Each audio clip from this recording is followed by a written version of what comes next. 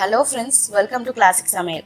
இன்னைக்கு குட்டீஸ்லேருந்து பெரியவங்க வரைக்கும் எல்லாரும் விரும்பி சாப்பிடக்கூடிய ஃப்ரெஞ்ச் ஃப்ரைஸ் எப்படி வீட்லேயே ரெஸ்டாரண்ட் ஸ்டைலில் பண்ணுறதுன்னு பார்க்க போகிறோம். அது மட்டும் இல்லாமல் இதை நீங்கள் ப்ரிப்பேர் பண்ணி கிட்டத்தட்ட 2 மாதம் வரைக்கும் ஸ்டோர் பண்ணி வச்சு எப்படி ஃப்ரோசன் ஃப்ரெஞ்ச் ஃப்ரைஸாக செய்கிறது அப்படிங்கிறதையும் நான் செஞ்சு காமிக்க போகிறேன்.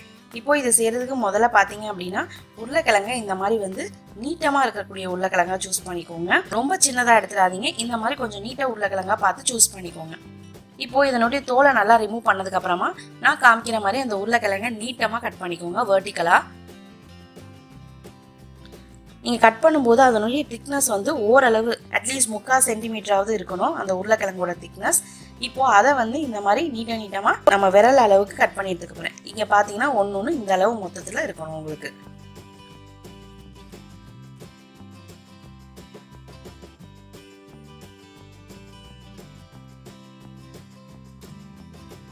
இங்கே பார்த்தீங்கன்னா நான் 1/2 கிலோ உருளைக்கிழங்க கட் பண்ணி ரெடியாக வச்சுருக்கேன். அதை ஒரு மிக்சிங் பவுலில் மாற்றிக்க போகிறேன். மெயினாக உங்களுக்கு ஃப்ரெஞ்ச் ஃப்ரைஸ் நல்லா வரணும் அப்படின்னா ஃபஸ்ட்டு டிப் பார்த்தீங்கன்னா அதில் உள்ள ஸ்டார்ச், அதாவது இந்த மாவு தன்மையை கம்ப்ளீட்டாக ரிமூவ் பண்ணணும். அப்போ தான் நீங்கள் நினைக்கிற மாதிரி கடையில் கிடைக்கிற அளவுக்கு அந்த டெக்ஸ்சரோட கிடைக்கும். ஸோ இதுக்கு நம்ம என்ன பண்ண போகிறோம் அப்படின்னா இந்த மாதிரி நார்மல் வாட்டரை அந்த உருளைக்கிழங்குல ஆட் பண்ணி அதோட கொஞ்சமாக உப்பும் ஆட் பண்ணி நல்லா கலந்து விட்டு ஒரு 1/2 மணி நேரத்துக்கு இதில் ஊற வைக்க போகிறோம். அந்த மாதிரி செய்கிறதுனால இந்த உருளைக்கிழங்குல இருக்கிற அந்த ஸ்டார்ச் எல்லாம் அந்த தண்ணியில் ரிலீஸ் ஆயிரும். இப்போ இதை 1/2 மணி நேரத்துக்கு அப்புறமா நம்ம பார்க்கலாம். இருக்கட்டும். இப்போ பாருங்க, 1/2 மணி நேரத்துக்கு அப்புறமா இந்த உருளைக்கிழங்க நல்லா இந்த மாதிரி அந்த தண்ணியிலேயே வாஷ் பண்ணி எடுத்துக்கோங்க. உங்களுக்கு இந்த உருளைக்கிழங்க இந்த ஸ்ட்ரெயினரில் மாற்றிட்டு நான் அந்த தண்ணியில் உள்ள ஸ்டார்ச் கண்டென்ட்டை காமிக்கிறேன். அப்போ தான் இதில் எந்த அளவுக்கு ஸ்டார்ச் இருக்குது அப்படிங்கிறது உங்களுக்கு புரியும். ஸோ இதை அந்த மாதிரி வடிகட்டி தனியாக எடுத்து வச்சுக்கலாம். இப்போ பாருங்கள், அந்த ஒயிட்டிஷான லேயர் இருக்குது பார்த்தீங்களா, இதுதான் கம்ப்ளீட்டாக ஸ்டார்ச். ஸோ அதை நம்ம டிஸ்கார்ட் பண்ணிவிட்டு இந்த உருளைக்கிழங்கை திருப்பி மிக்சிங் பவுலில் மாற்றிட்டு இதில் நல்லா கொதிச்ச தண்ணியை ஆட் பண்ண போகிறோம். நல்லா அந்த உருளைக்கிழங்குலாம் மூழ்கிற அளவுக்கு இந்த கொதிச்ச தண்ணியை ஆட் பண்ணிக்கோங்க. ஆட் பண்ணி இதை ஒரு மூடி போட்டு மூடி 10 நிமிஷத்துலேருந்து 15 நிமிஷம் வரைக்கும் ரெஸ்ட்டில் விட்டுற போகிறோம். இது இந்த தண்ணியில் ஊறுற டயத்தில் நாம் அந்த மேஜிக் மசாலா சீசனிங்கை பார்க்க போகிறோம். அதுக்கு ஒரு பவுலில் 1/2 டீஸ்பூன் அளவுக்கு உப்பும் 1/2 டீஸ்பூன் அளவுக்கு மிளகுத்தூள், 1/4 டீஸ்பூன் அளவுக்கு தனி மிளகாய்த்தூள், அதோட உங்களுக்கு சர்க்கரை பவுடர் இருந்துச்சு வீட்டில் அப்படின்னா அதுவும் ஒரு 1/2 டீஸ்பூன் ஆட் பண்ணிக்கோங்க. அந்த சர்க்கரை பவுடர் ஆட் பண்ணுறதுனால உங்களுக்கு லைட் அந்த இனிப்பு தன்மை உங்களுக்கு கிடைக்கும். இன்கேஸ் சர்க்கரை பவுடர் இல்லாமல் உங்கள்கிட்ட இந்த மாதிரி இட்டாலியன் சீசனிங் இருந்தால் அதை ஒரு 1/2 டீஸ்பூன் அளவுக்கு இதில் ஆட் பண்ணி நல்லா மிக்ஸ் பண்ணி விட்டுக்கோங்க. இதில் இந்த மசாலா பவுடர் பார்த்தீங்கன்னா உங்களுக்கு பார்க்க ரொம்ப சிம்பிளான இன்க்ரீடியன்ஸ் ஆட் பண்ண மாதிரி இருக்கும். பட் இதை அந்த ஃப்ரெஞ்ச் ஃப்ரைஸில் ஆட் பண்ணி சாப்பிடும்போது ரொம்பவே டேஸ்ட்டாக இருக்கும். அது மட்டும் இல்லாமல் அந்த ரெஸ்டாரண்ட்டில் சாப்பிடக்கூடிய ஃபீலும் அந்த ஃப்ளேவரும் உங்களுக்கு கிடைக்கும்.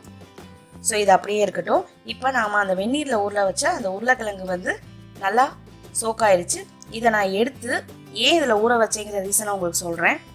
இப்போ பாருங்களேன், இந்த உருளைக்கிழங்கை எடுத்து நீங்கள் இந்த மாதிரி 2ஆக உடைச்சி பார்த்தீங்க அப்படின்னா அந்த கிறிஸ்பினஸ் அப்படியே இருக்கும் அதோடது.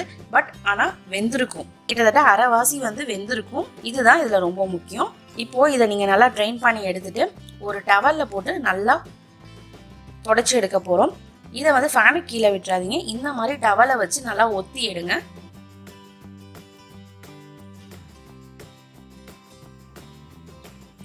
இப்போ இதை நான் டவலில் வச்சு ஒத்தி எடுத்ததுக்கப்புறமா உங்களுக்கு ஈரப்பாதம் உள்ளே இருக்கும். பட் அந்த தண்ணியோட இல்லாமல் இருக்கும். இப்போ இதை நாம் ரொம்ப முக்கியமான ப்ராசஸ்க்குள்ளே கொண்டு போக போகிறோம். என்னென்னு பார்த்தீங்கன்னா இந்த மாதிரி ஒரு கவரோ ஜிப்லாக் கவரோ எடுத்துக்கோங்க. அதில் இந்த தொடச்சி எடுத்த உருளைக்கிழங்கு ஆட் பண்ணிக்கோங்க. ஆட் பண்ணி இதில் நாம் 1 டேபிள் ஸ்பூன் அளவுக்கு கார்ன்ஃப்ளவர் மாவு ஆட் பண்ண போகிறோம். நான் இதை 2 பேட்சாக பிரித்து 2 டேபிள் ஸ்பூனாக ஆட் பண்ணிக்குவேன். அவ்வளோதான். இந்த ஒரு பேட்சில் 1 டேபிள் ஸ்பூன் ஆட் பண்ணிக்கலாம். ஆட் பண்ணிவிட்டு இதை நல்லா இந்த கவரை க்ளோஸ் பண்ணி நல்லா ஷேக் பண்ணி குலுக்கி அதில் இருக்கிற அந்த கார்ன்ஃப்ளவர் மாவு ஃபுல்லாக அந்த உருளைக்கிழங்குல கோட் ஆகிற மாதிரி பாருங்கள். இதை நீங்கள் பவுலில் வச்சு இந்த மாதிரி பண்ணிங்க அப்படின்னா ஈவனாக கோட் ஆகிறது உங்களுக்கு உருளைக்கிழங்குல. அதனால தான் இதில் கோட் பண்ணுறோம். இந்த கார்ன் ஸ்டார்ச் என்ன பண்ணோம் அப்படின்னா உங்களுக்கு அந்த மொறுமொறுப்பு தன்மையை கொடுக்கும். இன்னொன்று பார்த்தீங்கன்னா இதை நீங்கள் அப்படியே ஒரு பாக்ஸில் மாற்றிட்டு 2 மாதம் வரைக்கும் ஃப்ரீசரில் போட்டு ஸ்டோர் பண்ணிக்கலாம். வேணுங்கிறப்ப எடுத்து நீங்கள் பொரிச்சுக்கலாம். இப்போது நம்ம பொரிக்கிறதுக்கு தேவையானதை ஒரு கண்டெய்னரில் மாற்றிக்கிட்டு அதை நான் 1 மணி நேரம் ஃப்ரீசரில் வச்சு எடுத்துக்க போகிறேன்.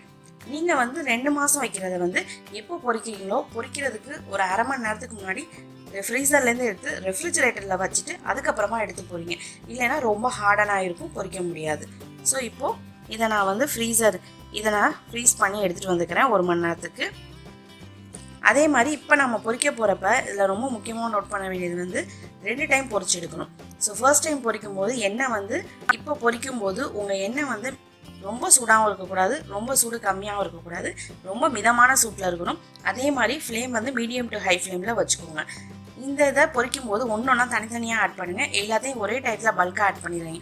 அப்படி ஆட் பண்ணிங்க அப்படின்னா இதில் நம்ம கார்ன்ஃப்ளவர் ஆட் பண்ணதுனால ஒன்றோட ஒன்று ஒட்டிக்கிட்டு ரொம்ப க்ளம்ப் ஆகி கிளஸ்டராக உங்களுக்கு வெளியில் வரும். ஸோ தனித்தனியாக ஒன்றொன்னா எடுத்து இந்த மாதிரி ஆட் பண்ணிக்கோங்க.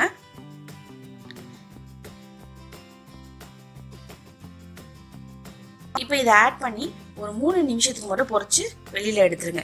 எடுத்து ஒரு ஸ்ட்ரெயினரில் மாற்றிக்கோங்க.